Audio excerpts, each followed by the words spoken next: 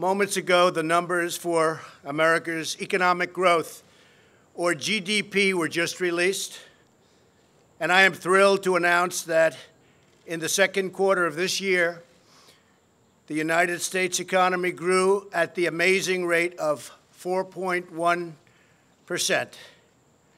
We're on track to hit the highest annual average growth rate in over 13 years. And I will say this right now, and I'll say it strongly, as the trade deals come in one by one, we're going to go a lot higher than these numbers, and these are great numbers.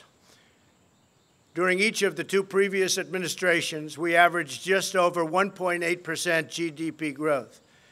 By contrast, we are now on track to hit an average GDP annual growth of over 3%, and it could be substantially over 3%.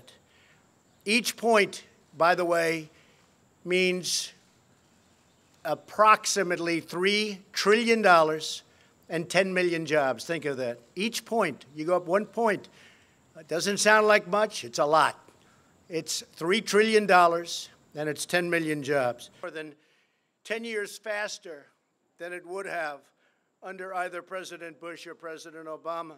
If economic growth continues at this pace, the United States economy will double in size more than 10 years faster than it would have under either President Bush or President Obama. Perhaps one of the biggest wins in the report, and it is indeed a big one, is that the trade deficit, very dear to my heart because we've been ripped off by the world, has dropped by more than $50 billion. $52 billion to be exact. It's dropped by more than 50. Think of that. The trade deficit has dropped by more than $50 billion.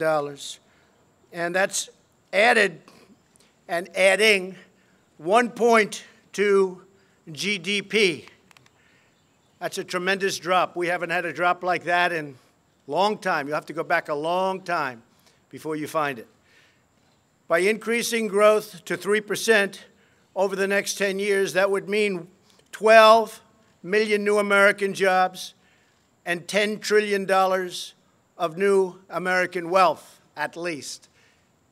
And that's not including the fact that since I was elected, we've created approximately $7 trillion of new wealth.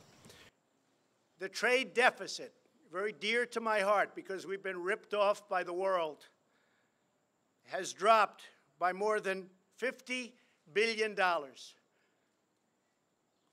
billion to be exact.